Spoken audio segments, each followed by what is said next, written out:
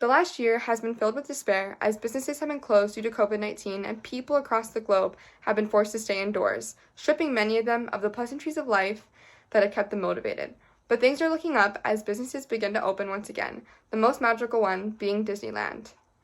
As a Disney fanatic myself, I've been checking the Disney site and news religiously, waiting for this day to come, and was overjoyed to finally be able to purchase tickets on April 15th when sales opened.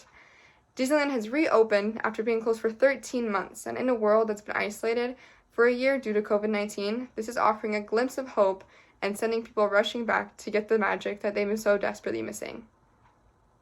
Even if you're not a Disney fan, the reopening is giving people hope that life may return back to normal soon, because if a park that has 50,000 people in attendance per day can enforce restrictions, then hopefully outdoor concerts and other businesses will be able to also. This news had some people jumping with joy, but had others shaking their heads as they thought that the new restrictions would affect the magical experience at Disney. Disneyland.com outlined some of these restrictions, such as you must be a California resident, you have to make a resident to attend, and you have to wear a mask the entire time you're inside Disneyland.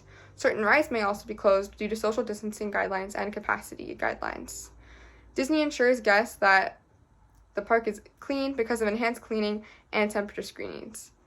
Despite all of these guidelines, they still have a note that you may be exposed to COVID-19 when you visit their parks. These new restrictions come with a few benefits, such as less crowds, because even before COVID times, the number of attendees at Disneyland could be overwhelming for some, which is why the new 25% capacity comes as good news. Reports from the LA Times say that wait times for rides are now between 20 to 45 minutes, which is refreshing compared to their old 1 to 2 hour wait times. Although some rides are closed or different, the year-long closure has also given Disney time to give some of their rides a refreshing facelift. Now you may be asking, why Disneyland is such a big deal? Why are people so excited to pay $200 to see a limited version of Disneyland? What's so magical? Disney is associated for good times for many people, so this reopening is allowing them to return to their childlike joy, which is much appreciated after a year of scary uncertainty. An author for the San Francisco Gate mentions this feeling as he walked under the sign that reads, "Here you leave today and enter the land of yesterday, tomorrow, and fantasy."